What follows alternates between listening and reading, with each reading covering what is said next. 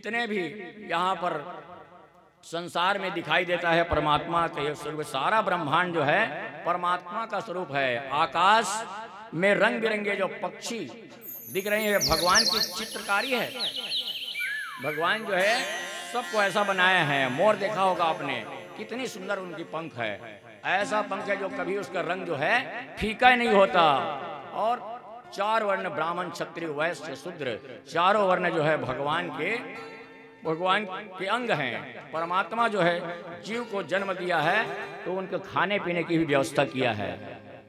माँ के गर्भ में जब बच्चा आता है तो कात्यायनी नाम की नाड़ी के द्वारा माँ के गर्भ में उसका पालन पोषण होता है। वह उस रस को प्राप्त करता है। जो चीज़ माताएं खाती है उसको वह प्राप्त करता है। और जैसे ही भगवान के द्वारा, भगवान ही जैसे प्रसूति वायु के द्वारा जब प्रेरित करते हैं तो बच्चे का जन्म हो जाता है। और बच्चा जो है जब जन्म होता है तो खाने पीने में समर्थ तो नहीं रहता, वो कुछ खा नहीं सकता, पराधीन है। तो भगवान ने क्या किया, माताओं के स्तन में दूध का प्रवाहित कर दिया, दूध का संचार कर दिया। लोग कहते हैं समुद्र का दूध का समुद्र है। अरे भाई, दूध का समुद्र है भगवान के पास, तभी तो लाखों जीव यहाँ पर उत्पन्न हो रहे हैं, पैदा हो रहे हैं। चींटी से लेकर हाथी तक सबके बच्चों के लिए व्यवस्था हो रहा है कि नहीं? भगवान जो है सबकी व्यवस्था कर रहे हैं। तो माताओं के स्तन में दूध प्रवाहित कर दिए और वो बच्चा जो है अब दूध के द्वारा अपना पेट भर रहा है। क्योंकि अभी दूध पी रहा है तो भगवान ने उसको दांत भी नहीं दिए हैं, दांत नहीं है। और जब देखा कि कुछ बढ़ने लगा, बच्चा जो है कुछ खाने की इच्छा व्यक्त कर रहा है तो छोटे छोटे दूध के दांत दे दिए हैं। अब खाओ, छोटा छोटा कुछ खाओ, चबाओ। जब देखा कि बालक बड़ा होने लगा, बड़े बड़े चने को चबा रहा है तो दूध का दांत वापस करो और बड़े बड़े दांत ले लो। अब बड़े बड़े दांत से खूब खाओ, खूब चबाओ, हैं? खूब खाओ, खूब चबाओ। भगवान ने बड़े बड़े दांत दे दिए। पूरी व्यवस्था कौन करता है भाई? परमात्मा जो करता है। परमात्मा ने हमको यहाँ भेजा है तो हमारे रहने बसने खाने पीने सब की व्यवस्था कर रखी है। पहले क्या है, संत लोग कहाँ रहते थे? पर्वत में, पर्वतों में गुफा में रहते थे। और संतों का बिछौना क्या है?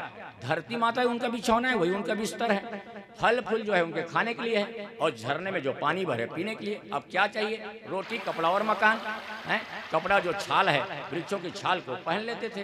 तो भगवान सबके लिए व्यवस्था किए हैं। तो जैसे ही माँ के घर में बच्चा आता है तो उसको खाने की व्यवस्था करता है। और जैसे ही बच्चा बड़ा हो जाता है तो दांतें दे दिए। दांत से खूब खाओ, चबाओ। अब जब अवस्था ढलने लगी, बुजुर्ग होने लगे तो दांतें टूटने लगी। भगवान कहता है कि अब दांत वापस करो, हैं? दांत वापस करो, अब पच नहीं रहा है, हजम नहीं हो रहा है, तो फलाहारी करके अपना जीवन चलने दो। ये व्यवस्था कौन कर रहा है भाई? भगवान ही तो ये व्यवस्था कर रहा है। आइए तो हम सब भगवान की उपासना तो करनी ही चाहिए। जो व्यक्ति मनुष्य जीवन पा करके भगवान के चरण शरण ग्रहण नहीं करता, उनकी उपासना पूजन नहीं करता, वो व्यक्ति जो है पशु तुल्य है। और कैसे पशु तुल्य है? तो दिन भर जो घर गृहस्थ में पड़े हुए हैं, एक दूसरे से लड़ाई झगड़ा कर रहे हैं, आपस में कला कर रहे हैं, 24 घंटा इसमें ऐसे पड़े हैं कला झंझट में। तो कुत्ता भी क्या करता है? कुत्ता भी वैसी लड़ाई करता है। तो कुत्ते की तरह, पशु की तरह उसका जीवन है। दूसरा है सूकर के समान, जिसको जो जहां से मिल गया, जैसे मिल रहा है, चाहे अच्छाई से मिले चाहे बुराई से मिले। कई लोग तो अपना जिंदगी जो है खुदाई में बिता देते हैं कि यहाँ वो मिल गया, यहाँ वो मिल जाएगा, यहाँ वो मिलेगा। ऐसा उनका जीवन जो है खुदाई करने में बीत जाती है। तो ऐसे व्यक्ति भी हैं जो कहाँ से कहीं से कुछ भी मिल जाए उसको ग्रहण कर लेते हैं। उनको शुद्धि अशुद्धि की कोई बात नहीं है, जो मिलता है सब ठीक ही है। तो ये जो है सूकर के समान है। और तीसरा उदाहरण है ऊंट के समान। जो व्यक्ति, किसी को धन मिल गया, संपदा मिल गया, गाड़ी मिल गया, बंगला मिल गया और आलीशान उसका जीवन हो गया, कुछ मान प्रतिष्ठा मिल गई, तो ऊंट की तरह सर उठा करके चलते हैं। रास्ते में कोई संत महात्मा आए तो उसको भी प्रणाम करने में झिझकते हैं। अरे हम इतने बड़े आदमी और उस महात्मा को प्रणाम करें? तो ये जो है ऊंट की तरह अपना जीवन को लेकर के चलते हैं। और चौथा है गधा। सारा जीवन जो है घर गृहस्थ में ही पड़े हुए गृहस्थियों के लिए बोझा ढो रहा है। और बोझा ढोते ढोते जब समय शरीर क्षीण हो गई, खाट में पड़े हैं और उसको कह रहे हो कि बाबा भजन करो, तो बाबा क्या कहते हैं, महाराज नातिन की शादी और हो जाती, फिर उसके बाद तो भजन ही करना था। हैं घर वाले सोच रहे हैं ये बाबा कब पधारे तो हम अपनी बेटी के विवाह करें, और ये सोच रहा है जब नातिन की शादी जब तक ना हो जाए तब तक हम जाने वाले नहीं। अंतिम समय आ गया, खाट में पड़े हैं, फिर भी भजन करने का नाम नहीं ले रहे हैं। तो ये जो है 4 उपमा दिए हैं इसमें। तो ऐसे लोग जो है गधे के समान जो है इनका जीवन बीत रहा है, दिन भर घर गृहस्थी में घर का बोझ उठाने के लिए दौड़ा भागी कर रहे हैं। परीक्षित महाराज जो है सुखदेव जी महाराज से प्रश्न करते हैं, महाराज मन जो है भागवत में लिखा है कि परमात्मा के भगवान जो है, भगवान का जो सुंदर स्थूल रूप का वर्णन करने के बाद कहा कि मुझे अब सृष्टि वर्णन प्रक्रिया बताइए कि भगवान जो है इस संसार का निर्माण कैसे करते हैं। जैसे ही सुखदेव जी महाराज से परीक्षित ने प्रश्न किया तो उनको याद आ गया, अरे हमने कथा तो शुरू कर दी परंतु भगवान का ध्यान नहीं किया, और जब तक भगवान का ध्यान नहीं करोगे तो भगवान के बनाए हुए संसार की रचना का आप वर्णन नहीं कर पाओगे। तो सुखदेव जी महाराज जो है भगवान का ध्यान करने लगे। नमा परस्मै पुरुषाय भूयसे सदुद्भवस्थान निरोध लीलया गृहीत शक्ति तितयाय देहिनाम मंतर भवायनुपलक्ष्य वर्तमने यत् कीर्तनं यदस्मनं यदीक्षणं यदन्दनं यदीक्षवनं यदहर्षणं लोकस्य सद्य विदुनोति कल्मषं तस्मै श्रीभद्रसहसे नमो नमः। बड़ा सुंदर प्रभु का ध्यान करके, अर्चन करके, वंदन करके, श्रवण करके, करने मात्र से, श्रवण अर्चन वंदन करने मात्र से जीव का पाप ताप संताप सब नष्ट हो जाता है। ऐसे प्रभु का तपस्विनो दान यशस्विनो मनस्विनो मंत्र विदा सुमंगला क्षेमम न विदंति बिना यदर्शनम तस्मै सुभद्रसहसे नमो नमः। जीव का कल्याण जो है तब तक नहीं हो सकता जब तक भगवान का शरण ग्रहण नहीं करेगा, चाहे वो कितना बड़ा तपस्वी हो, मनुष्य हो, वेद ज्ञानी हो, जब तक के भगवान का शरण ग्रहण नहीं करेगा तब तक उसका कल्याण नहीं होगा। और कितना भी बड़ा महान पापी से भी पापी हो, अगर भगवान का शरण ग्रहण करता है तो उसका कल्याण हो जाता है। सुखदेव जी बता रहे हैं, अब भगवान जो है, सुखदेव जी महाराज जो है सृष्टि प्रक्रिया के बारे में बता रहे हैं। राजन, परमात्मा जो है अनेक रूपों में विद्यमान है। मूल रूप तो लेकिन परात्पर नारायण है और उनके अनेक शाखाएं हैं। परात्पर नारायण सिर्फ एक है, अपने आद्या शक्ति के मान साथ जो है भगवान जो है विराजमान है। एक दिन विचार किए कि भाई मैं एक से अनेक हो जाऊं। सृष्टि जो है, कोई आदमी अकेला रहे तो क्या कर सकता है, तो सोचा विचार किया भगवान जो है मैं अकेला हूं, क्यों ना सृष्टि का निर्माण करूं। और सृष्टि का निर्माण करने के नारायण भगवान जो है अपनी आद्या शक्ति के साथ विराजमान है, क्योंकि बिना शक्ति के तो शक्तिमान जो है नहीं, एक ही तत्व में समाहित है। वेद में लिखा है स आकामयत एको हम बहुश्यामा। उनके मन में इच्छा हुई कि मैं एक से अनेक हो जाऊं, तो उनके नाभि कमल से सुंदर एक कमल फूल की उत्पत्ति हुई और उस कमल फूल से ब्रह्मा जी वहां से उत्पन्न हुए।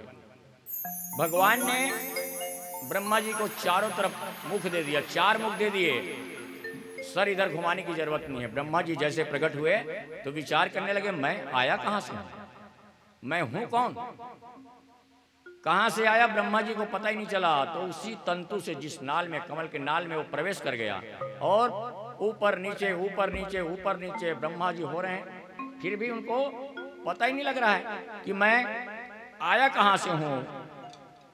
तो ब्रह्मा जी के कानों में आवाज सुनाई दी, कादयो मास स्पर्शा, क से लेकर मां पर्यंत जो वर्णन है उनको स्पर्श वर्ण बोलते हैं। तो उनमें 16वां और 21वां वर्ण जो है सुनाई दिया, त और प। ब्रह्मा जी के कानों में त और प सब सुनाई दिया तो समझ गए कि तपस्या करने के लिए बोल रहे हैं। तो ब्रह्मा जी जो है हजारों साल तक के तप करने लगे, तप करने लगे, तपस्या करने लगे, तपस्या करने लगे। तो बहुत दिनों के बाद तपस्या करते करते तब भगवान नारायण उनको दर्शन देते हैं और ब्रह्मा जी के हाथ को पकड़ करके नारायण भगवान कहते हैं, विधाता मैंने तुमको ये नाम दे दिया, अब सृष्टि की वर्णन करो, सृष्टि की रचना करो। ब्रह्मा जी कहते हैं, प्रभु आदमी को बड़ा पद मिल जाता है तो वो व्यक्ति जो है अभिमानी हो जाता है। आपने मुझे इतना बड़ा पद दे दिया और कहीं मैं भी अभिमानी हो गया तो? भगवान कहते हैं, जो मुझे मेरे बारे में नहीं जानता वो व्यक्ति जो है अभिमानी हो जाता है। किसी व्यक्ति को, किसी के पास 10 गाड़ी हो गई, 2-4 बंगले हो गए, 10-20 करोड़ रुपए हो गए तो फूल जाता है, वो अभिमानी हो जाता है। भगवान कहते हैं, हर मनुष्य के शरीर में 3.5 करोड़ रोम होते हैं। हर मनुष्य के शरीर में 3.5 करोड़ रोम होते हैं। भगवान ये ब्रह्मांड में तो कितने ब्रह्मांड लुढ़क रहे हैं जिसके बारे में कोई बता नहीं सकता, इतना ब्रह्मांड लुढ़क रहे हैं। तो हर व्यक्ति के शरीर में 3.5 करोड़ रोम होते हैं, तो हमारे भगवान के विग्रह में भी 3.5 करोड़ रोम तो होंगे ना। और एक एक रोम में करोड़ों ब्रह्मांड लुढ़कते हैं। तो बताइए, जहां करोड़ों ब्रह्मांड लुढ़कते वहां हमारा ब्रह्मांड हमको दिखाई देगा? मान लो हमको हमारा ब्रह्मांड मिल भी गया तो उसमें फिर 14 लोक हैं। 14 लोक में फिर मुख्य 3 लोक हैं। ध्यान से सुनिए, ब्रह्मांड में 14 लोक हैं, 14 लोक में फिर मुख्य 3 लोक हैं। 3 लोक में फिर एक है मृत्यु लोक, और मृत्यु लोक में फिर 7 द्वीप हैं। 7 द्वीप में एक जम्बू द्वीप है, जम्बू द्वीप में 9 वर्ष है, 9 वर्ष में एक भारत वर्ष है, और भारत वर्ष में एक छत्तीसगढ़ प्रांत है। छत्तीसगढ़ ये रायपुर राजधानी है। रायपुर राजधानी में क्या नाम है, कृष्णा नगर मोहल्ला है, और उसमें गुप्ता परिवार के यहाँ छत के ऊपर 2 बाई 2 फीट के आसन में हम बैठे हुए हैं। तो जिसको क्या हम इतने जो करोड़ों ब्रह्मांड जिसके अंग में लुढ़क रहे हैं, वो क्या हम उसको दिखाई देंगे? क्या हम उसको दिखाई देंगे क्या? फिर काहे का अभिमान? मैं ये हूं, मैं ये हूं, मैं वो हूं, मैं हूं, किस बात के अभिमान है? तो भगवान के विग्रह में करोड़ों ब्रह्मांड लुढ़कते हैं, हम तो कहीं नहीं लगते, उनके नजर में दिखते भी नहीं, ये कि भी पता नहीं है। तो भगवान जो है सृष्टि प्रक्रिया ब्रह्मा जी को सृष्टि का रचना करने के लिए उपयुक्त ब्रह्मा पद दे करके बोले, विधाता अब सृष्टि की रचना करो। तो ब्रह्मा जी जो है सृष्टि प्रक्रिया को बढ़ाए। मनुष्य के जैसे ही भगवान नारायण तो एक हैं और ब्रह्मा जी को बना दिए, तो जो भी है यहाँ हर चीज में भगवान ही समाहित हैं। हर वस्तु में भगवान ही है, खुद बने हैं भगवान। अहमेवा समेवाग्रे नान्यम यद सद सत परम पश्चादहम यदेतच्च जो वशिष्येत सोस्म्यहम्। सारी दुनिया में सबसे पहले मैं था, और मध्य में भी मैं हूं, और आखिरी में केवल मैं ही बचूंगा। आपने मुझे 100 ग्राम सोना दे दिया, लीजिए पंडित जी। अब उस 100 ग्राम सोने का मैंने बनाया, सुंदर नथनी बनाया, और करधनी बनाया, और कुंडल बनाया, कई प्रकार के रत्न बनाए। उस रत्न से कई नाम अलग अलग हो गए ना, है तो सोना लेकिन नाम अलग अलग हो गए हैं। बाला हो गया, झुमका हो गया, माला हो गया, सब अलग अलग नाम हो गए। है पहले भी सोना था, उसके बाद उसका नाम अलग अलग हो गया, और एक दिन मुझे उस सब को सामान को लेकर के मैं कूट करके उसको फिर मिला दिया तो क्या बचा? सोना बचा। तो पहले भी वो सोना था, अब बाद में भी सोना था, आखिरी में क्या बचा? सोना ही बचा। तो ये भगवान जो है सृष्टि बना रहे हैं, तो जितने भी सब अलग अलग जिनके नाम है, नाम रूप तो सब अलग अलग हैं, लेकिन है ही तत्व भगवान। मिट्टी का आपने कलश बनाया, दिया बनाया, कुंभर बनाया, घड़ा बनाया, नाम रूप तो सब अलग अलग हैं, लेकिन सब में वो मिट्टी ही है। मिट्टी का ही घड़ा बना है, मिट्टी का ही दिया बना है, मिट्टी का कुंभर बना है, सब मिट्टी का ही बना है। लेकिन वो मिट्टी था और मिट्टी है, और अंत में क्या बचता है? मिट्टी ही बचता है। तो सारी दुनिया में सिर्फ भगवान ही है। और भगवान का माया क्या है? ऋतेर्थम यत् प्रतीयेत न प्रतीयेत चात्मनि तद्विद्यादात्मनो मायम यथा भासो यथा तमा। माया का खेल क्या है? जो नहीं है उसे दिखा देता है, और जो है उसे लुप्त कर देता है। भगवान जो है शाश्वत सत्य है, भगवान सत्य है, जो है वो हमको दिखाई नहीं पड़ते। और ये जो संसार है जो है नहीं फिर भी हमको दिखाई पड़ रहा है, यही माया का खेल है। भगवान का माया जो है ऐसी है, भगवान सर्वत्र हैं, कण कण में है, लेकिन हम उसको नहीं देख पाते। माया का खेल यही है। और ये दुनिया जो है नहीं, लेकिन फिर भी दिखाई दे रहा है। जादूगर जो है अपना जादू दिखाता है, तो जादूगर जादू दिखाता है तो सबके नेत्र में बंद करके क्या दिखा देता है? आप देखते रहते हो, लेकिन आपका वो नेत्र को ऐसा आकर्षित कर देता है कि आप जो दिखाता है वही देखते हो। लेकिन जादूगर के बारे में आप नहीं जान सकते, लेकिन वो जादूगर का जो सहयोगी रहता है वो उस जादूगर के बारे में सब बातें जानता है, क्योंकि वो जादूगर के संग में रहता है। तो जादूगर की तरह भगवान जो है सारा दुनिया, सारा संसार को बनाए हैं। यथा महंति भूतानि भूतेषु चास्वचेष्वनु प्रविष्टांगम प्रविष्टानि यथा तेषु न तेष्वम। न जन्मती है न उसकी मृत्यु होती है, आत्मा जो है अजर अमर है। भागवत धर्म क्या है भाई? भागवत धर्म जो भगवान का है वो भागवत है। भगवान का मंदिर वो भागवत है, भगवान का भक्त ही भागवत है, भगवान का ग्रंथ ही भागवत है, भगवान की कथा वो भागवत है। भागवत वही है जो भागवत जिसके सामने भागवत क्या है लग गया, वो सब भागवती है। भगवान के जितने भी स्मरण करने वाले भक्त हैं वो सभी भागवत हैं। एक बार प्रश्न हुआ भी कि भगवान जो है सबसे जल्दी किसको मिलते हैं? कभी ऐसा प्रश्न हो जाता है जल्दी किसको मिलते हैं भगवान जो है? तो क्या 5 बार स्नान करने वाले को भगवान जल्दी मिलते हैं? सुबह नहा लिए एक बार, फिर 11 बजे फिर नहा लिए, 2 बजे फिर नहा लिए, शाम को फिर नहा लिए, सोने से पहले फिर नहा लिए।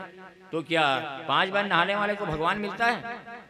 अरे जिन भीलों को जो जाड़े के दिन में कभी नहाते नहीं थे, ऐसे भीलों को भगवान राम जो है गले लगाते हैं। तो इसमें नहाने का भी प्रश्न नहीं है, भगवान तो भील लोगों को भी मिल रहे हैं। तो और किसको मिलते हैं भगवान जो है? नहाने वाले को नहीं मिला। तो उम्र में जो बड़े हैं 80 साल के हो गए, 85 साल के हो गए, चलो भैया अब मिलते हैं। तो ध्रुव महाराज जो है 5 साल के बालक को मिल गए, 5 वर्ष के ध्रुव को भगवान मिल गए। तो उम्र की भी कोई बात नहीं है। तो ज्यादा पढ़ा लिखा हो, पीएचडी किया हो, एमए किया हो, एमडी किया हो, भगवान ये देखते हैं कि आप क्या पढ़ाई किए हो। अरे गजराज क्या पढ़ा था? कौन से भी विश्वविद्यालय में गजराज जो है पढ़ाई किया था? भगवान दौड़े भागे गए कि नहीं गजराज को बचाने के लिए? दौड़ करके भगवान जो है गजराज ने जैसे ही पुकारा, गो कहा, विन तो कहा ही नहीं, गो कहने से ही भगवान पहुंच गए। तो उम्र की न बात है न योग्यता की बात है। तो क्या ऊंचे कुल में जन्म लेना चाहिए? अरे पंडित नहीं तो कम से कम क्षत्रिय वैसे तो होना चाहिए। विदुर जी क्या थे? दासी पुत्र थे। भगवान जब उद्धव जी को अपने जाने के समय जब अपने वचन दे करके गए कि उद्धव मैं इस परम धाम के लिए जा रहा हूं, तुम यहाँ बद्रीनाथ जाओ। और उस समय विदुर जी को जो है भगवान याद किए। विदुर जी जो है दासी पुत्र था, लेकिन भगवान ने उनको कितना सत्कार किया। दुर्योधन का 56 भोग के त्याग दिया और विदुर घर जा करके भगवान ने, उसके प्रेम के भूखे हैं भगवान जो है, प्रेम से विदुर के भाजी खाई, कदली के फल खाए। तो भगवान जो है उसके लिए कोई जाति वाली बात नहीं है। भगवान का जो ध्यान करता है उसी को भगवान मिल जाते हैं। भगवान तो कण कण में वास करते हैं। भगवान मंदिर में, हम क्या कहते हैं भगवान मंदिर में है, और क्या कहते हैं भगवान हमारे हृदय में है भगवान हृदय में है भगवान मंदिर में है। हम बताते भगवान कहाँ है। भगवान जो है भक्त के विश्वास में है। भगवान आपके हृदय में नहीं है, भगवान मंदिर में भी नहीं है। भक्त जहाँ पर विश्वास कर लिया वहीं पे भगवान है। हमारे हृदय में तो कितना, चलिए हम आपको कचड़ा बिछा दिए वहाँ पर, आप बोलते हैं आपको बैठ जाओ, बैठोगे आप? कचड़ा में बैठोगे क्या है? तो हमारे हृदय अंदर में कूड़ा करकट कचड़ा भरा हुआ है सारा, छल छिद्र कपट द्वेष भावना ईर्ष्या सब भरा हुआ है। अब भगवान को उसमें बिठाओगे तो कैसे बैठेंगे? भगवान निकल के भाग गया भैया। अब देख लो खाली पड़ा है। भगवान वैसे स्थान में नहीं रहते। भगवान जो है आपके विश्वास में, अगर आप भगवान को विश्वास करते मेरे हृदय में है तो आपके हृदय में भगवान है। प्रहलाद जी ने खंबे में भगवान को प्रकट कर दिया। क्या वो खंबे में भगवान थे? लेकिन प्रहलाद ने क्या कहा? खंबे में भगवान है, हाँ है। उनका विश्वास हुआ। उस विश्वास को, भक्त के विश्वास जहां है तो भगवान वहां से खंबे से प्रकट हो गए। तो आपका जहां विश्वास है वहीं भगवान है। तो भगवान जो है सभी जगह कण कण में वास करते हैं, लेकिन जिसके हृदय भवन स्वच्छ है उसके हृदय में भगवान वास करते हैं। मंदिर में जाते हैं, मंदिर में देखो भाई हवा तो चारों तरफ चल रही है, लेकिन आपको आनंद ज्यादा कहाँ आता है? जैसे पंखे के पास रह गए, कूलर के पास रह गए तो उस हवा का ज्यादा महत्व है कि नहीं? पंखे कूलर में ज्यादा आनंद आता है। कण कण में भगवान है, लेकिन फिर भी मंदिर जाते हैं कि नहीं? मंदिर में जाओगे तो शांति मिलती है। मंदिर जो है भगवान का स्थान है। हवा सब जगह चल रही है, लेकिन कूलर के पास बैठोगे तो आपको ज्यादा आनंद आएगा। तो मंदिर के पास जाने में भगवान की प्राप्ति के लिए उपयुक्त स्थान, इसलिए मंदिर हर व्यक्ति को जाना चाहिए। यदा तु राजा ससुतान साधुन पुसन्न धर्मेन विनष्ट दृष्टि। एक बार धृतराष्ट्र महाराज जो है पांडवों के ऊपर दुर्योधन जो है बड़ा कष्ट दे रहा था पांडवों को। धृतराष्ट्र जो है जन्म से अंधे हैं और शकुनी मामा जो है उनके बाहर के आंखें भी फोड़ दी। अंदर की आंखें तो पहले से नहीं है, बाहर की आंखें जो थी उससे भी शकुनी मामा जो है फोड़ दिए। उनको कुछ दिखाई नहीं दे रहा है, न अंदर न बाहर। दुर्योधन जो है पांडवों को मारने के लिए लाक्षागृह में जलाने का प्रयास किया। विदुर जी महाराज जैसे ही उनको पता चला कि दुर्योधन जो है पांडवों को जलाने का प्रयास कर रहे हैं, तुरंत विदुर महाराज जो है धृतराष्ट्र के पास आए और महाराज कहने लगे, महाराज ये जो है आपका बेटा दुर्योधन जो है पांडवों को मारने का नाना प्रकार का प्रयास कर रहा है। पांडव जो कोई निर्बल नहीं है वो, लेकिन धर्म के पथ पर चलने वाले हैं। इस कारण से वो सब इतना सुन रहे हैं, सह रहे हैं। पांडवों के ऊपर इतना अत्याचार है, महाराज आप अपने पुत्र को समझाइए। अगर एक राज्य कुर्बान करने से हमारा देश स्वतंत्र रहता है तो उस राज्य को कुर्बान कर देना चाहिए। अगर एक शहर सुरक्षित रखने के लिए गांव को कुर्बानी देनी है तो गांव को छोड़ देना चाहिए। अगर परिवार की सुरक्षा के लिए एक व्यक्ति को त्यागना पड़े तो उस एक व्यक्ति को छोड़ देना चाहिए। महाराज ये आपका बेटा जो दुर्योधन है ना, ये कुल को विनाश करने वाला है। ये जो है हमेशा पांडवों के पीछे पड़ा हुआ है। ऐसे व्यक्ति को इस घर में नहीं रखना चाहिए। जैसे ही विदुर जी महाराज जो है धृतराष्ट्र महाराज को बोल रहे थे उसी समय दुर्योधन जो आ गया और विदुर जी को डांट करके बोलने लगे, दासी पुत्र, मेरे कारण से तुम्हें मंत्री का पद मिला है और तू मेरे पिताजी के पास मेरा ही शिकायत कर रहा है, भग जाए यहां से, आज के बाद इस महल में मत आना। विदुर जी जो है, पुत्र मेरा मन तुम्हें दुखाने का नहीं था, ये मंत्री का पद तो मैं ऐसे ही त्याग दूंगा। और मंत्री के पद को त्याग करके विदुर जी महाराज जो है चले गए और जा करके विदुरानी से बोले, देवी अब झंझट खत्म हो गई, अब भगवान का भजन करना है। और दोनों पति पत्नी जो है कदली वन में जा करके भगवान का ध्यान करने लगे। इधर भगवान जो है कौरवों के बीच सुलह करने के लिए आने के लिए विचार बनाए, क्यों न जाकर के पांडवों के हित में ये बात कहें कि पांडव जो है, पांडव को अगर राज्य, पांडव के जो है उसके पिता जो है पांडु जो महाराज जो है वो राज्य के अधिकारी थे, क्योंकि वही राजगद्दी में बैठे थे। तो उसका बेटा जो है युधिष्ठिर बड़ा है, तो राजगद्दी का अधिकारी उसी को होना चाहिए। लेकिन यहाँ पर कौरवों की राज चल रही है, तो उसको भगवान जो है जाते हैं संधि कराने के लिए। जैसे ही पता चला कि द्वारकाधीश आ रहे हैं, तो दुर्योधन जो है छल कपट के द्वारा सुंदर सजावट कर रहा है, नगर का पूरा सजावट फूल मालाओं से सजावट कर दिया।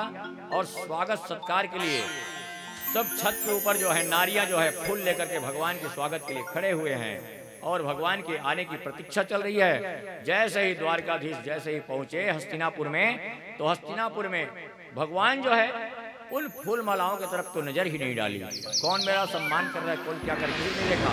उनकी नजर तो एक ही तरफ पड़ रही कि मेरा विदुर कहाँ है, मेरा विदुर कहाँ है। हस्तिनापुर जो है पूरी नगरी जो है सज रही है, सुंदर सजावट हो रही है। जानती हो क्यों सजावट हो रही है?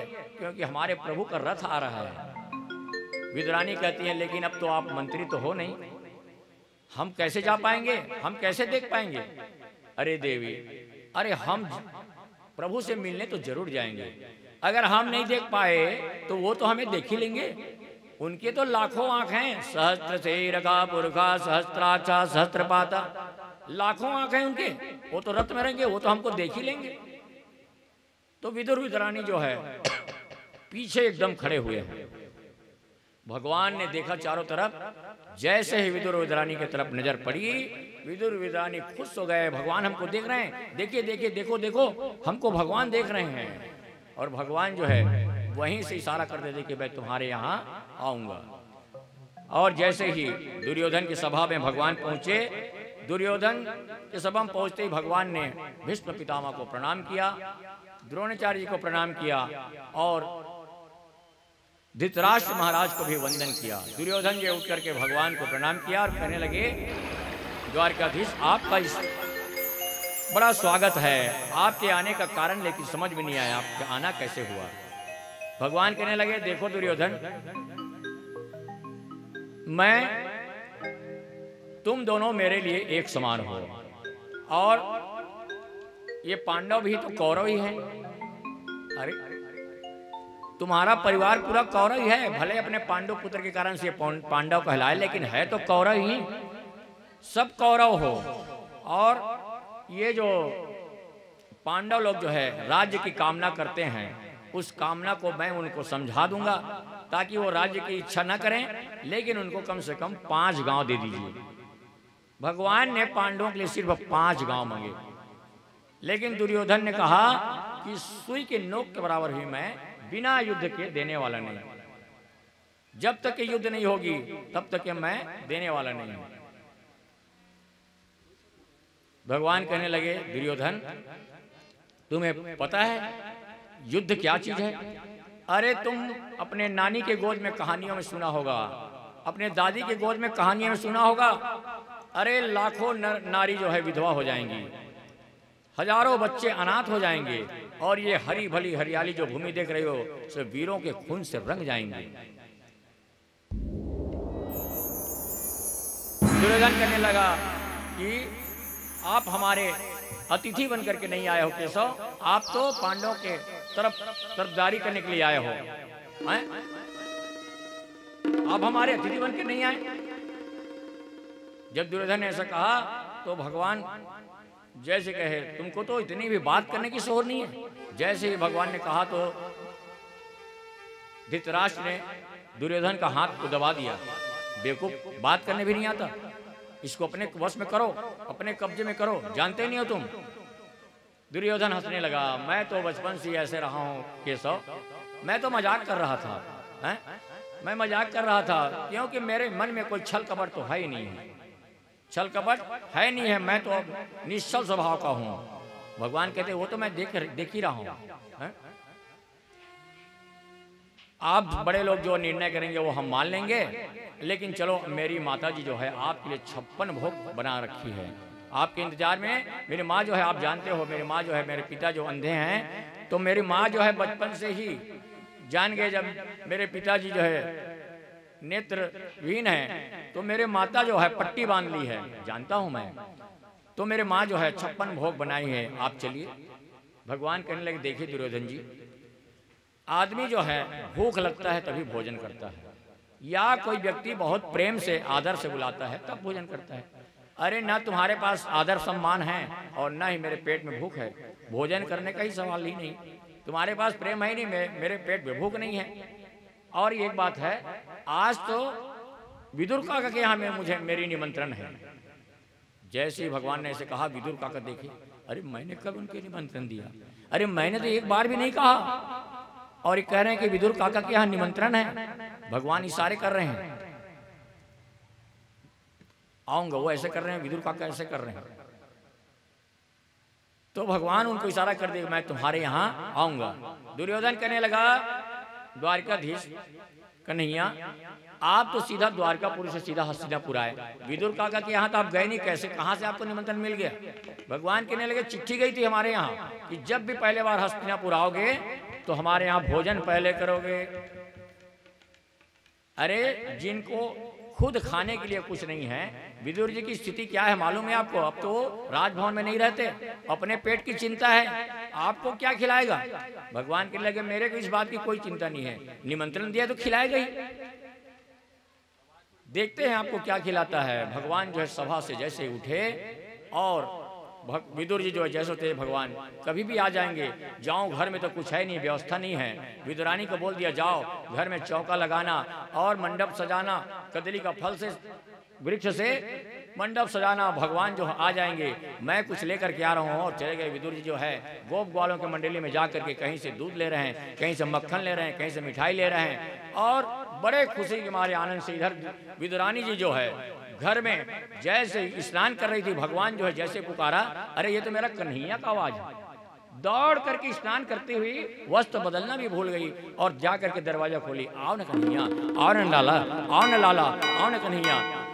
जैसे भगवान ने देखा कि विदुरानी तो मेरे प्रेम में सब कुछ भूल गई, भगवान ने अपने पीताम्बर विदुरानी के पास फेंक दिया। विदुरानी ने जल्दी से ओढ़ ली और ओढ़ करके आओ न कन्हैया, आओ न लाला, आओ न, आओ बैठो। कहाँ बिठाऊं हे भगवान, कहाँ बिठाऊं, क्या करूं मैं? एक लकड़ी का पाटा लिया, पीढ़ा लिया और बिछाने लगी, अरे ये जगह ठीक नहीं है, फिर बिछाने लगी, ये जगह ठीक नहीं है, फिर उधर बिछाने, ये जगह ठीक नहीं है, ऐसे करके पूरा आंगन में नचा रही है। और एक ऐसी अच्छी सी जगह दिखा, वहां बिछाया तो उल्टा बिछा दिया। भगवान ने भी देखा नहीं और उसी में बैठ गए।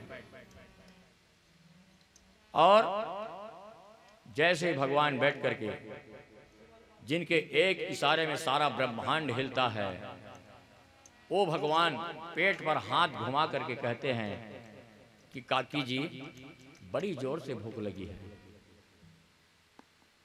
विदुरानी के नेत्रों में आंसू बहने लगे, क्या खिलाऊं मैं, क्या करूं मैं, हमारे घर में तो कुछ है ही नहीं, कुछ व्यवस्था नहीं है। विदुरानी जी रोने लगी, क्या खिलाऊं मैं, मेरे घर में तो कुछ नहीं है, कुछ व्यवस्था नहीं है।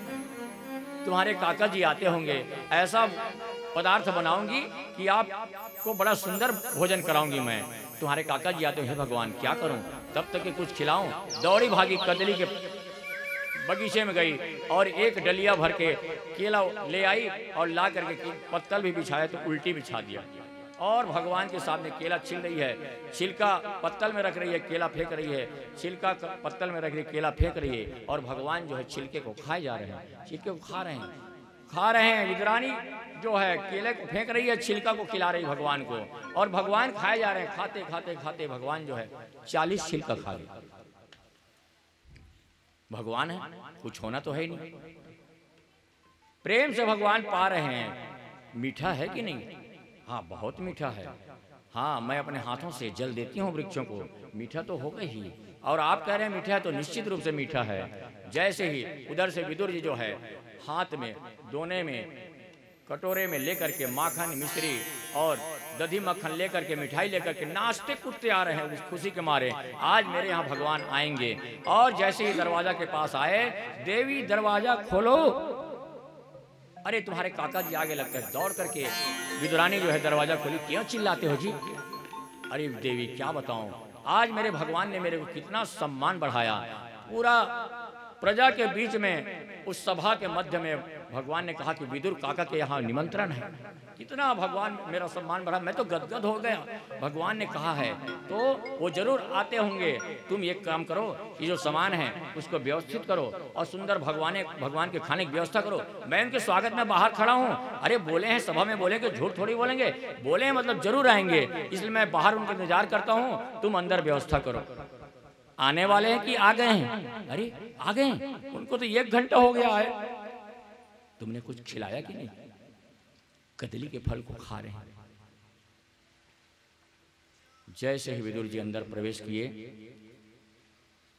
अरे विदुरानी तूने क्या किया? मेरे बड़े भाग्य की मेरे कुटिया में प्रभु पधारे हैं, तुम भगवान को छिलके खिला रही हो। विदुरानी का ध्यान भंग हुआ। ओहो, तो मैं इतने टाइम तक छिलका खिला रही थी, आपने बताया क्यों नहीं? भगवान कहने लगे, काकी जी हमको बिल्कुल नहीं मालूम कि हम छिलका खा रहे थे, केला खा रहे थे। आप जो हमको खिलाए, भाव से हम खाए। भाव का भूखा हूँ मैं और भाव ही बस सार है। भाव से मुझको भजे तो भव से बेड़ा पार है। भाव बिन कुछ भी वो देवे मैं कभी लेता नहीं।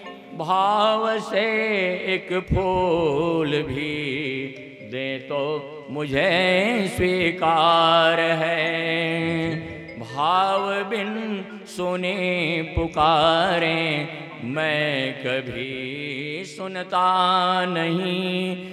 तेरी भक्ति भाव की करती मुझे लाचार है। अन्न धन और वस्त्र भूषण कुछ न मुझको चाहिए। आप हो जाए मेरा बस यही मेरा सत्कार है। बांध लेते हैं भक्त मुझको प्रेम के जंजीर में, इसलिए इस भूमि पर होता मेरा अवतार है। इसलिए इस भूमि पर होता मेरा अवतार है। प्रेम ही तो बड़ी चीज है। विदुरानी के प्रेम में भगवान जो है छिलके खा गए। दुर्योधन की मेवा त्यागी साग विदुर घर खायो। भगवान प्रेम के भूखे हैं। विदुर जी जो है भगवान के मुंह में एक लड्डू दिया, प्रभु पाओ। जैसे आधा लड्डू खा करके भगवान कहने लगे, सच कहूं चाचा जी, जो छिलका में जो स्वाद था वो इस लड्डू में नहीं है। आप तो औपचारिकता पूरी कर रहे हैं, लेकिन जितना प्रेम भाव से काकी जी ने जो मुझे खिलाया उसे मैं कभी भूल नहीं सकता। भगवान जो है विदुरानी के प्रेम में छिलके भी खा गए। भगवान कहते हैं मुझे कोई चीज़ों की जरूरत नहीं है, कोई पदार्थ मुझे नहीं चाहिए, मैं तो भाव का भूखा हूँ। भाव से आप मुझको भजो। भगवान जो है दौड़े भागे चले आते हैं। प्रेम ही तो सबसे बड़ी चीज थी। इतनी सम्मान प्रभु ने विदुर को दिया और दुर्योधन की मेवा को त्याग दिया। अपनी लीला संपन्न करके जब जो है उद्धव जी जो है जा रहे थे तो बोला कि विदुर की मुझे बड़ी याद आ रही है। युधिष्ठिर उद्धव जी से भगवान कहते हैं, अपनी लीला संपन्न करके जब जाने लगे तो वो विदुर को याद किए, विदुर की मेरी बड़ी याद आ रही है। और जिस समय भगवान ने उद्धव को उपदेश दिया तो यह उपदेश जो है विदुर जी को जरूर देना, क्योंकि मैं आज तक सभी भक्तों को कुछ न कुछ दिया है, लेकिन विदुर को मैंने आज तक कुछ भी नहीं दिया। वो मेरे ऐसे भक्त हैं, जब मैं हस्तिनापुर गया था तो कितना मुझे सम्मान दिया, कितना सम्मान किया, लेकिन विदुर को मैंने आज तक कुछ भी नहीं दिया। ये मेरा जो वाणी है उसको जरूर वहां तक पहुंचा देना। तो ऐसे विदुर जी महाराज जो है, विदुर जी महाराज जो है घूमते घूमते घूमते जमुना किनारे उनका उद्धव जी से मुलाकात हो जाता है। उद्धव जी से जैसे भेंट हुई, संसारी लोग अगर दो मिलते हैं तो दुनिया भर की बातें होती, नाना प्रकार की बातें होती हैं, लेकिन भगवान जब दो भक्त मिलते हैं तो वहां पर तो भगवान की ही चर्चा होती है, भगवान की ही बात होती है। भगवान का नाम स्मरण करने लगे दोनों भक्त जो है, वो कहने लगे विदुर कहने लगे, उद्धव तुम बड़े भाग्यशाली हो, तुम तो भगवान के मित्र हो, भगवान ने तुम्हें मित्र का दर्जा दिया, तुम्हारे समान भाग्यशाली और कौन है। उद्धव जी कहने लगे, विदुर भाग्यशाली मैं नहीं हूँ, भाग्यशाली तुम हो, जिसे भगवान स्वयं याद करते हैं, स्वयं तुमको स्मरण करते हैं, भगवान जो है तुम भाग्यशाली हो। दोनों के नेत्र में अश्रु बह रहे हैं, दोनों हृदय मिल रहे हैं कि दोनों गदगद हो गए, आंसू बह रहे हैं, वीरा से रो रहे हैं, क्योंकि दोनों जो है भगवान के परम भक्त हैं और भक्तों का आज मिलन यहाँ पर हो रहा है। जय नहीं, इतना दिनों तक भगवान हमारे बीच में रहे, लेकिन हम उनको समझ ही नहीं सके। कितनी करुणामय विचार भगवान के।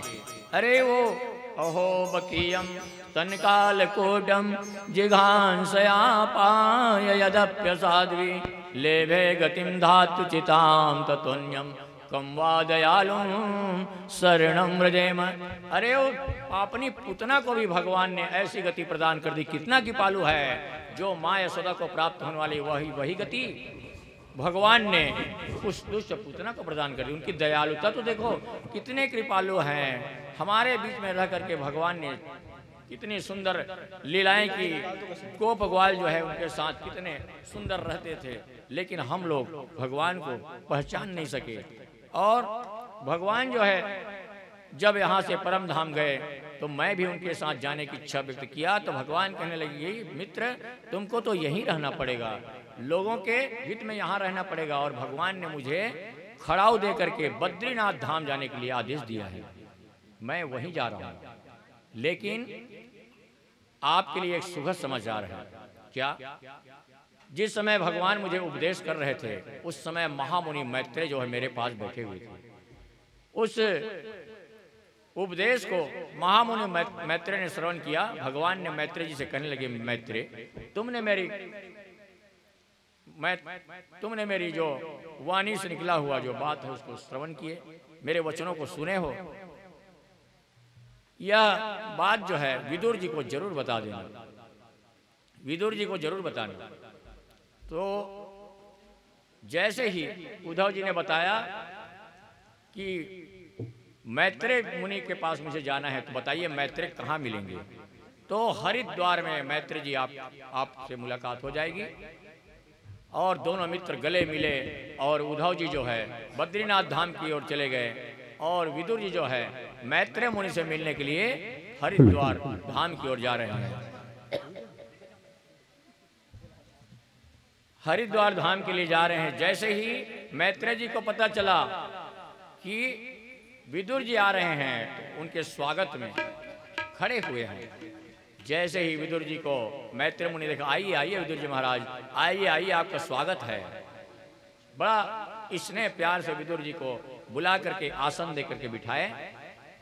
विदुर जी जो हैं दासी पुत्र हैं और मैत्रेय जो है ब्राह्मण पुत्र हैं।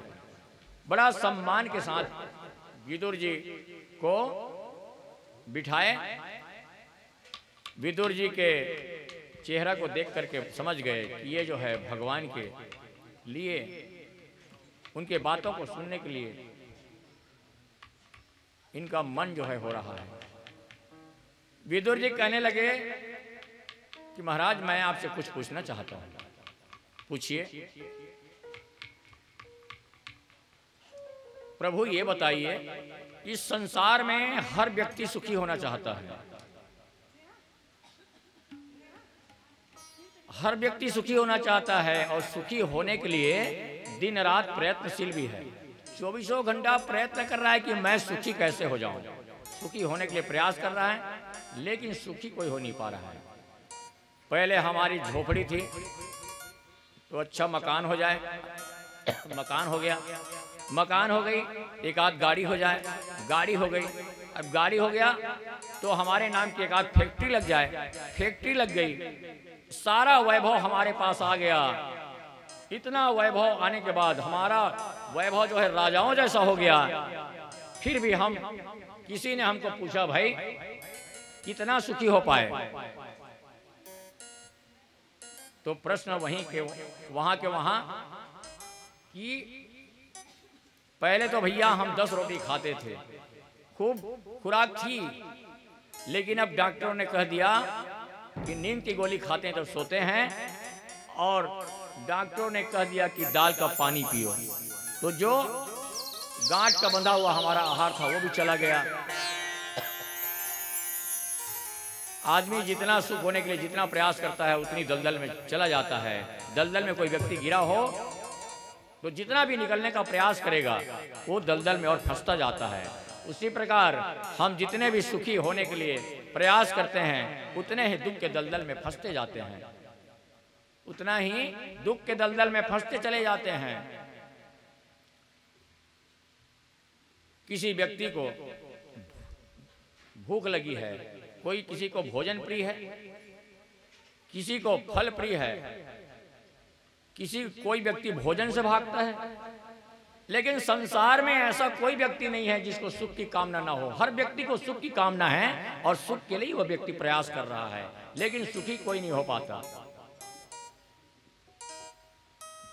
विदुर जी की बातों को सुनकर मैत्री जी कहने लगे, विदुर जी महाराज इस संसार में सुख नहीं है, सुख तो हमारे हृदय में है, सुख जो है हमारे हृदय में है, मगर हम बाहर ढूंढ रहे हैं। एक प्यासा व्यक्ति जो है, प्यासा व्यक्ति ने पूछा भाई पानी कहाँ मिलेगा? किसी ने बताया आगे सरोवर है। वो व्यक्ति जो है सरोवर की ओर गया, सरोवर में जाके देखा तो सरोवर जो है पानी से भरा हुआ है, लेकिन वो उस पानी के अंदर काई लगी हुई है, काई की परत ऐसी पड़ गई है कि पानी कुछ को दिखाई नहीं दे रहा है।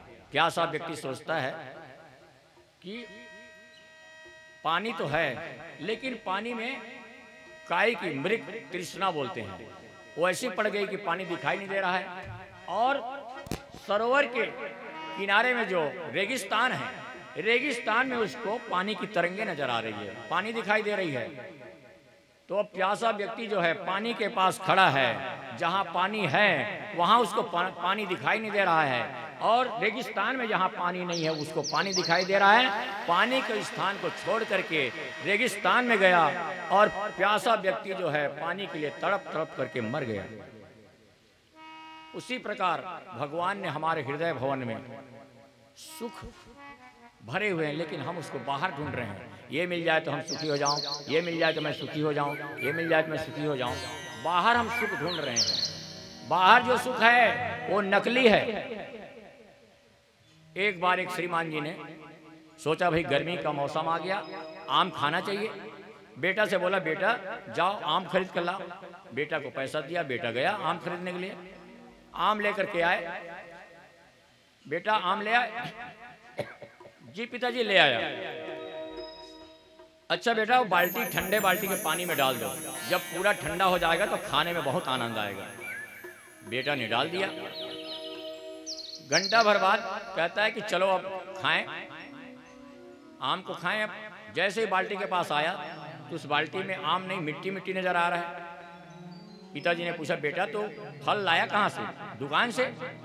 चल तो मेरे साथ।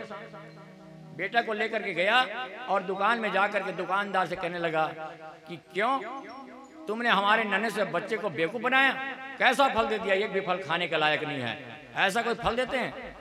दुकानदार ने कहा महाशय पहले आप अपना क्रोध शांत कीजिए, पहले तो आप ये देख लीजिए, बोर्ड पढ़ लीजिए, बोर्ड में क्या लिखा है, नकली फलों की दुकान।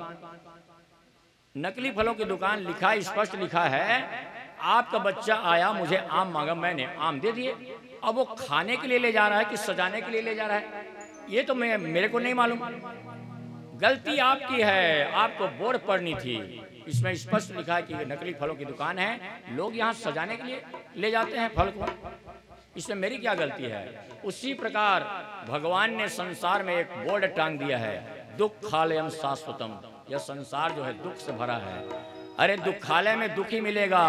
अगर आप पुस्तकालय में जाओ तो अनेक प्रकार के पुस्तक हैं, औषधालय में जाओ अनेक प्रकार की दवाइयाँ हैं, और भोजनालय में जाओ तो कई प्रकार के भोजन मिलेंगे। उसी प्रकार संसार में नाना प्रकार के दुख हैं, दुखालय में दुख ही तो मिलेगा, सुख कहाँ से मिलेगा। तो अगर आप पुस्तकालय में जाकर के बोलोगे भैया मेरे को गर्मा गर्म 2 समोसा दो, बहुत जोर से भूख लगी है, तो पुस्तकालय वाला कहाँ से देगा भैया। आपको समोसा चाहिए तो होटल में जाइए, आप तो पुस्तकालय में समोसा मांग रहे हैं, और होटल में जाकर बोलो भैया मुझे एक भागवत की पुस्तक दो, वो होटल वाला भागवत की पुस्तक कहाँ से देगा। तो संसार में जो भगवान जो है, ये दुख रूपी संसार है, दुख जहाँ है वहाँ आप सुख ढूंढ रहे हो, तो कहाँ से मिलेगा। दुखालयम शाश्वतम, ये दुख रूप संसार है, इसमें सुख है नहीं है। विदुर जी महाराज जो है पूछ रहे हैं कि मैं आपसे और 3 प्रश्न करना चाहता हूं, करिए। सुखाय कर्माणि करोति लोको न ते सुखम वान्यदुपारमं वा विन्देति भूयस्ततएव दुःखं यदत्र युक्तं भगवान वदेन्नम। यह दुख रूपी संसार है, यहाँ सुख है नहीं है। जहाँ भगवान हृदय भवन में भगवान का स्मरण करना, भगवान का ध्यान करना, यही सुख है। भगवान के नाम में, भगवान के संकीर्तन में ही सुख प्राप्ति होती है, और बाकी सुख कहीं नहीं है। तो विदुर जी जो है भगवान से, ये दुनिया भगवान ने आखिर ये दुनिया बनाई क्यों। दुनिया नहीं बनाते तो भी चलता, और दुनिया बना दिया भगवान ने तो एक जैसे क्यों नहीं बनाए हैं? एक जैसे क्यों नहीं बनाए। कोई पहले के फिल्मों में भी बड़ा सुंदर गीत हुआ करता था, तेरे द्वार खड़ा भगवान भगत भर दे रे झोली, कितना सुंदर गाना है, मैं बचपन में सुनता था, कितना सुंदर गीत है। लोगों में जो फिल्मी गानों में उनका भी आध्यात्म थी, लोगों में यह रुचि थी। तेरे द्वार खड़ा भगवान भगत भर दे झोली। आजकल के गीत में क्या है, अखियों से गोली मारे, चलती क्या खंडाला, ये कोई गीत है? ये गीत नहीं है। गीत भगवान बचपन में सभी लोग सुने हैं। लोगों में आध्यात्मिकता होती थी, सजन रे झूठ मत बोलो, खुदा के पास जाना है। दुनिया से जाने वाले जाने चले जाते हैं कहाँ, कितना अध्यात्म भरा है। शंकराचार्य जी का खाटी वेदांत भर दिया इस गीत में। दर्पण झूठ न बोले, तेरा मन दर्पण कहलाए, पूरा अध्यात्म है। मेरा पहला प्रश्न है, परमात्मा ने इस दुनिया को बनाई, क्यों बनाई? अगर बनाया तो बराबर बनाना था, अलग अलग क्यों बनाए? किसी का नाक छोटी तो किसी का नाक बड़ी, कोई बहुत काला तो कोई बहुत गोरा। गोरे हैं वो बड़े अकड़ के चल रहे हैं कि हम गोरे हैं, और जो काले हैं वो भी लगा रहे हैं स्नो पाउडर पर हम भी गोरे हो जाए हैं? कोई व्यक्ति जो है दुनिया बनाई, दुनिया बनाने वाले क्या तेरे मन में समाया, तूने काहे को दुनिया बनाया? यदि बनाया तो एक जैसी दुनिया क्यों नहीं बनाई? और कहते हैं कि कोई व्यक्ति जो है चींटी उसके पैर में आ जाए तो राम राम राम राम करके करता है, बिहारी जी हे बनवारी क्षमा करना। और कोई व्यक्ति जो है मुर्गा के मांस नरोट करके खा जाता है। कैसी दुनिया बनाई भगवान ने। कोई व्यक्ति जो है भगवान का स्मरण करता है कि भगवान मुझसे पाप हो गया, और एक व्यक्ति है जो सिर्फ पाप ही करता है। भगवान से निवेदन करते हैं कि गांव की जो है माताएं जो है, छोटे छोटे बहना जो है, झाड़ू लगाते लगाते यह गीत गाती है, कभी राम रूप में आना, सीता जी को साथ में लाना, धनुष बाण लेके साथ लेके आना, प्रभु जी चले आना। कभी कृष्ण रूप में आना, राधा जी को साथ में लाना, मुकुट हाथ लेके मुकुट साथ लेके चले आना, प्रभु जी चले आना। हमारी माताएं जो है ऐसे झाड़ू लगाते लगाते कविता बना दी गाती हैं। ये काया है कागज की पुड़िया, फूंक लगे उड़ जाई, कहीं हवा चले उड़ जाई, भजन कर भाई ये जीवन 2 दिन का है। राम नाम सुखदाई भजन कर भाई ये जीवन 2 दिन का। ये काया है माटी का डेला, बूंद पड़े गल जाई, भजन कर भाई ये जीवन 2 दिन का। कितना सार तत्व छुपा है, पूरा वेदांत से भरा हुआ है। पहले भगवान ने जो है राक्षस को जन्म देता है, राक्षस से पाप कराता है, और व्यक्ति परेशान होता है तो खबरदार मैं आ रहा हूं बोलता है। अगर भगवान चाहे तो राक्षस पैदा ही ना हो, भगवान चाहे तो राक्षस पैदा नहीं हो, और भगवान चाहे तो उसको बैठे बैठे उसको मार दे। पर ये तो कोई बात नहीं हुई ना महाराज कि राक्षस को पैदा किया, राक्षस से अत्याचार करवाया, राक्षस से अत्याचार में जब परेशान हो गए तो खबरदार मैं आ रहा हूं, फिर धर्म संस्थापनाथ आया संभवामि युगे युगे। ये नाटक क्यों करते हो? मेरा ये प्रश्न है। तो मैत्री जी महाराज कहते हैं कि विदुर जी आप तो साक्षात धर्म के अवतार हो, मांडव्य मुनि के श्राप से आप दासी पुत्र बन करके आए हो। आपने ये प्रश्न इसलिए किया कि शायद आपको ये ज्ञान है, और शायद लोगों को आने वाले समय में कोई इसे पूछे तो उसको बता सके, इसलिए आपने मुझे ऐसा प्रश्न किया है। भगवान जब आएंगे तो हमसे और तुमसे पूछ कराएंगे क्या है? वो हमसे पूछ कराएंगे क्या? ये पूरा विश्व जो है परमात्मा का क्रीड़ा स्थल है राजन, ये क्रीड़ा स्थल है। भगवान जो है जीवों को बनाता है और जीवों का पालन भी करता है। कितना सुंदर मोर बना दिया, पक्षी बना दिया, कोयल पक्षी जो है कितने सुंदर बोलती है तो मिश्री खुल जाती है गले में है। कितने प्रकार के सांप बनाए, रेंगने वाले सांप, चलने वाले सांप, दौड़ने वाले सांप, घोड़ा पछाड़ सांप, नाना प्रकार की आकृति के सांप बनाए भगवान ने। ये सब दुनिया बनाए भगवान ने, लेकिन इतना संसार बनाया, 7 अरब से ज्यादा आज हमारे विश्व की जनसंख्या है, लेकिन आप कहीं देख लो 2 चेहरे वाले व्यक्ति आपको कहीं नहीं मिलेंगे। सब मॉडल बनाया तो अलग ही अलग बनाया, सब अलग अलग, 2 चेहरे के एक आपको कहीं नहीं मिलेंगे। तो जो है भगवान जो है इतना सुंदर जो दुनिया बनाया है, वो दुनिया बनाने वाले खुद कितना सुंदर होगा। दुनिया बनाने वाले जो इतना सुंदर दुनिया बनाई है वो स्वयं कितना सुंदर होगा। आइए। नाम तुम्हारा तारनहारा, नाम तुम्हारा तारनहारा, कब तेरा दर्शन होगा। जिसकी रचना इतनी सुंदर, वो कितना सुंदर होगा, वो कितना सुंदर होगा।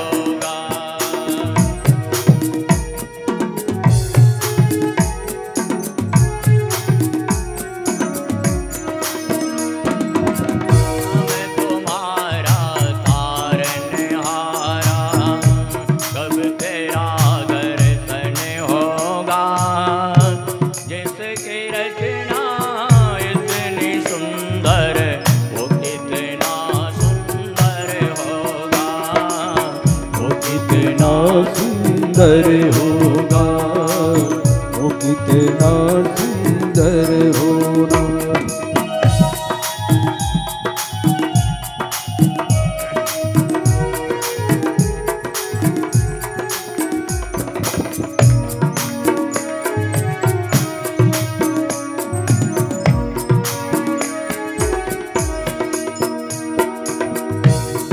दयाल दया के सागर, जग में नाम तुम्हारा है।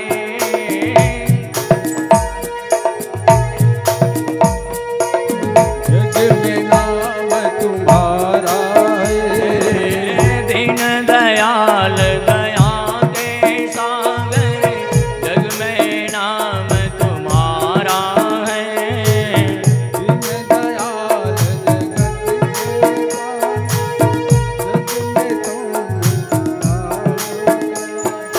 तुम बिन मेरे बाल कृष्ण प्रभु, कोई नहीं हमारा है।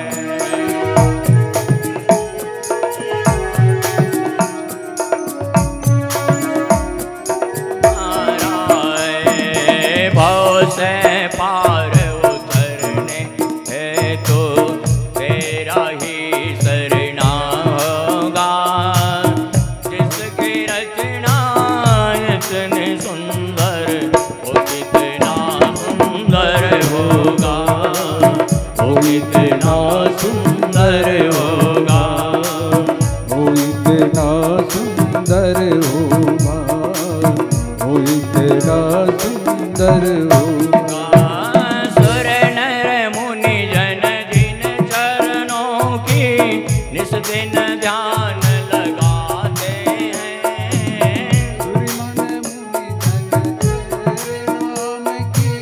निस दिन ध्यान लगाते हैं। जो भी तुम्हारे दर पे आवे, मनवांछित फल पाते हैं। तुम्हारे दर पे आए, मनवांछित फल पाते हैं। आत्मनिधि को पाने है तो, आत्मनिधि को पाने है तो, गीतों का सरगम होगा। जिसकी रचना इतनी सुंदर, वो कितना सुंदर होगा, वो कितना सुंदर होगा।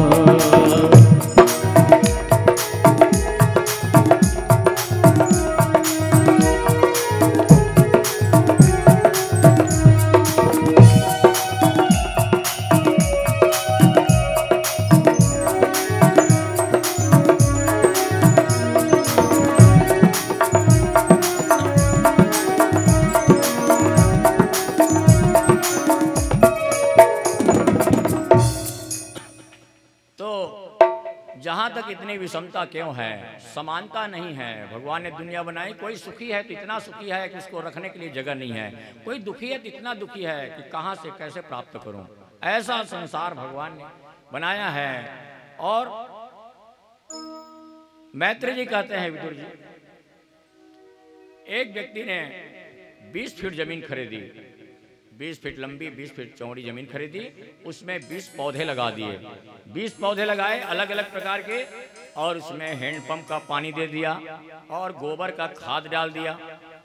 अब जो है पौधे बढ़ने लगे। जब पौधे बड़े हो गए तो उसमें से जब फल लगे तो एक फल तोड़ करके खाया तो जो है मुंह जो है चिरपिरा हो गया, वो मिर्ची थी।